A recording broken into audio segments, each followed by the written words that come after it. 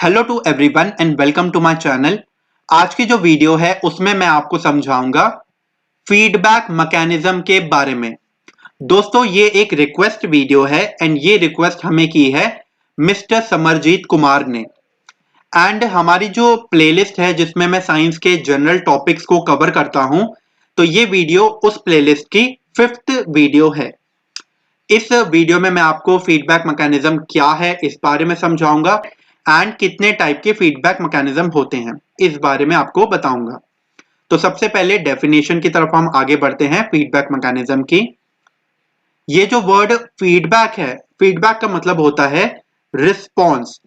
अगर मैं आप सबको कोई एक एक्टिविटी करवाऊं एंड वो एक्टिविटी कैसी थी, इस बारे में आप लोग मुझे अपने रिस्पॉन्स प्रोवाइड करोगे। इसी रिस्पॉन्स को हम कहते हैं फीडबैक। तो बॉडी भी इसी फीडबैक मैकेनिज्म के ऊपर बेस्ड होती है। अगर किसी भी एक्सटर्नल स्टिमुलस के वजह से हमारे बॉडी पे कोई भी इफेक्ट आता है, तो बॉडी अपने रिस्पॉन्स प्रोवाइड करती है। इसी को हम कहते हैं feedback mechanism of the body. तो बॉडी दो अप्रोच इस्तेमाल करती है, इसी वजह से हम फीडबैक मैकेनिज्म को दो टाइप में डिवाइड करते हैं। सबसे पहला है नेगेटिव फीडबैक मैकेनिज्म, सेकंड है पॉजिटिव फीडबैक मैकेनिज्म। दोस्तों फीडबैक मैकेनिज्म का जो कंसेप्ट है वो आपको अच्छे से तभी क्लियर होगा अगर आपको होम्योस्टैसिस का जो टॉपिक है वो क्लियर हो जाए। मैं अपनी पिछली वीडियोस में बता चुका हूं होम्योस्टैसिस के बारे में, बट जो भी न्यू व्यूअर्स हैं उनके लिए मैं ये टॉपिक एक बार दोबारा से क्लियर कर देता हूं। तो दोस्तों होम्योस्टैसिस का मतलब क्या होता है? हमारे बॉडी में कुछ पैरामीटर्स होते हैं जिनकी एक नॉर्मल रेंज होती है।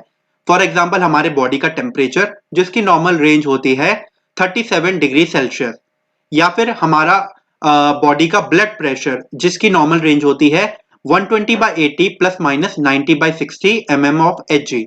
सिमिलरली ब्लड शुगर लेवल उसका भी एक नॉर्मल रेंज होता है। ऐसे और भी पैरामीटर्स होते हैं। तो बॉडी क्या करती है, वो इन पैरामीटर्स पे, इन कंट्रोल कंडीशंस पर हमेशा नजर रखती है कि ये अपने नॉर्मल रेंज से दूर ना चले जाएं।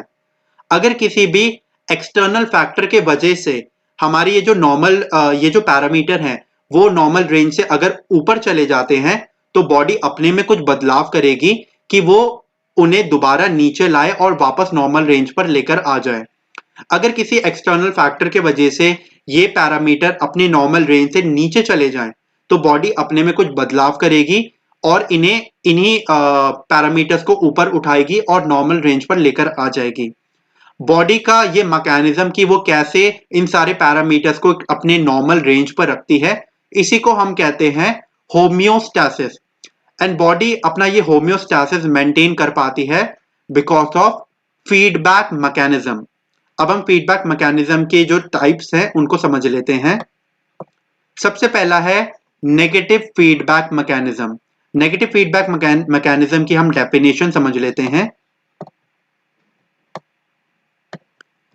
Negative feedback mechanism: if a level is too high, the body does something to bring it down. Conversely, if a level is too low, the body does something to raise it. Hence, it is called as the negative feedback mechanism.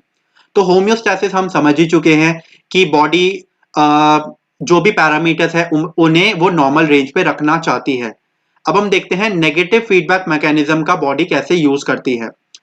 अगर किसी external factor के वजह से हमारे body में जो parameter है वो इंक्रीज हो जाते हैं, तो बॉडी ऐसा कुछ करेगी कि वो जो इंक्रीज हो गया है उसे वो डिक्रीज करके नॉर्मल रेंज पे लाए। अगर एक्सटर्नल फैक्टर के वजह से कोई जो पैरामीटर है वो नॉर्मल रेंज से नीचे चले जाए, तो बॉडी बदलाव करेगी और वो जो नीचे चला गया है वो उसे ऊपर उठा के नॉर्मल रेंज पर लेकर आ जाएगी। तो बॉडी अब अपोजिट एक्ट कर रही है। जो भी एक्सटर्नल स्टिमुलस के वजह से हमारे बॉडी पे इफेक्ट हो रहा है, बॉडी उसके अपोजिट वे में रिएक्ट करती है। इसी को हम कहते हैं नेगेटिव फीडबैक मैकेनिज्म। एक एग्जांपल के थ्रू इसे समझते हैं।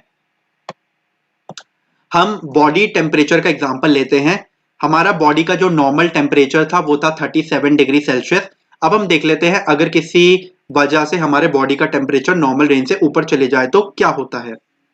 हमारे बॉडी का टेम्परेचर था 37 डिग्री सेल्सियस। अगर किसी एक्सटर्नल फैक्टर के वजह से ये नॉर्मल रेंज से ऊपर जा रहा है, तो बॉडी के जो रिसेप्टर्स हैं वो इस चेंज को नोटिस करते हैं और वो ब्रेन को सिग्नल देते हैं कि बॉडी का टेम्परेचर नॉर्मल से ऊपर चला गया है। ब्रेन ये सिग्नल फिर अपना वो रिस्पॉन्स देता है स्वेट ग्लैंड्स को। स्वेट ग्लैंड स्वेट रिलीज करते हैं। वो स्वेट क्या करता है, जब स्वेट इवेपोरेट होता है तो वो हीट को भी लेकर चले जाता है। इसी वजह से जो बढ़ा हुआ टेम्परेचर था धीरे धीरे कम होने लगता है और अपनी नॉर्मल रेंज पर आ जाता है। तो आप देख सकते हैं कि कैसे हमारा बॉडी का टेम्परेचर बढ़ गया था, बट बॉडी ने कुछ ऐसा रिएक्ट किया कि अब अपोजिट रिएक्ट किया कि बॉडी का टेम्परेचर दोबारा नॉर्मल रेंज पर आ गया। तो body sweats, this reduces the body temperature and body temperature come back to normal. ठीक है, अब हम बात करते हैं अगर बॉडी का टेम्परेचर नॉर्मल रेंज से नीचे चले जाए तो हमारे बॉडी का टेम्परेचर अगर 37 डिग्री सेल्सियस से नीचे चले जाए तो हमारे बॉडी के रिसेप्टर्स इस चेंज को महसूस करेंगे और वो सिग्नल ब्रेन को देंगे। ब्रेन क्या करेगा, वो हमारे बॉडी में शिवरिंग स्टार्ट कर देगा। जब कभी भी कुछ वाइब्रेशन होती है तो हमेशा हीट जनरेट होती है। इसी वजह से अगर जैसे मेरा हाथ है, मैं इस पे ऐसे रब करूं, ऐसे वाइब्रेट करूं, यहाँ पे हीट जनरेट होना स्टार्ट हो जाएगी। तो वाइब्रेशन क्रिएट हीट। इसी वजह से हमारी बॉडी ठंड के टाइम पे शिवर करने लगती है, वाइब्रेट करने लगती है। ये हमारे बॉडी में हीट जनरेट करती है। तो जो बॉडी का टेम्परेचर नॉर्मल रेंज से नीचे चला गया था, उस शिवरिंग के वजह से वो धीरे धीरे अब बढ़ने लगेगा और दोबारा नॉर्मल रेंज पर आ जाएगा। तो आप देख सकते हैं कैसे बॉडी अपोजिट वे में, एक नेगेटिव वे में रिएक्ट कर रही है। बॉडी का टेम्परेचर नीचे हुआ था बट बॉडी ने कुछ ऐसा किया कि वो बॉडी का टेम्परेचर वो बढ़ा दे। Body shivers, this increases the body temperature and body temperature comes back to normal. तो इस तरीके से बॉडी नेगेटिव फीडबैक मैकेनिज्म का यूज करती है। तो ये अभी हमने देखा बॉडी टेम्परेचर के लिए। तो ये है हमारा नेगेटिव फीडबैक मैकेनिज्म एंड एक बार हम पॉजिटिव फीडबैक मैकेनिज्म को भी समझ लेते हैं। जो पॉजिटिव फीडबैक मैकेनिज्म है वो एकदम उल्टा है। नेगेटिव में क्या है, अगर कुछ बढ़ गया है तो बॉडी उसे कम करेगी और नॉर्मल पे लाएगी, या अगर कुछ कम हो गया है तो उसे बढ़ाकर नॉर्मल रेंज पर लेकर आएगी। बट पॉजिटिव में क्या होता है, बॉडी सपोर्ट करती है चेंज को। If any change is experience by the body, body in turn does something to support the change. इसके लिए हम एग्जाम्पल के थ्रू समझ लेते हैं। जब बेबी की डिलीवरी होती है, ये उसका एग्जाम्पल है। The head of the baby pushes the cervix. तो जो फीमेल्स होती हैं उनका जो यूट्रस होता है, जब बेबी का हेड पुश करने लगता है सर्विक्स एरिया को, फीमेल्स की बॉडी है वो इस चेंज को नोटिस करती है और ये सिग्नल वो देती है ब्रेन को। ठीक है, तो ब्रेन क्या करता है, ब्रेन का जो पिट्यूटरी ग्लैंड है वो ऑक्सीटोसिन सिक्रीट करता है। तो आप देख सकते हैं जो बेबी का हेड है वो सर्विक्स को पुश कर रहा है। अब ये बॉडी नोटिस कर रही है तो ये ऑक्सीटोसिन क्या करेगा, ये फीमेल्स की जो यूट्रस है उसकी कॉन्ट्रैक्शन को और बढ़ा देगा और वो कॉन्ट्रैक्शन बेबी के हेड को और बाहर की तरफ पुश करेगी। तो आप देख सकते हो कि बॉडी कैसे एक पॉजिटिव वे में रिएक्ट कर रही है। मतलब जो भी चेंज हो रहा था बॉडी अपनी तरफ से और ज्यादा उसे सपोर्ट कर रही है। तो जो बेबी का हेड था वो वैसे सर्विक्स को पुश कर रहा था एंड जो ब्रेन ने ऑक्सीटोसिन सिक्रेट किया था वो यूट्रस की जो मसल्स है उसे कॉन्ट्रैक्ट करके बेबी को और आगे पुश कर रहे हैं। और ये तब तक होता है जब तक बेबी की डिलीवरी ना हो जाए।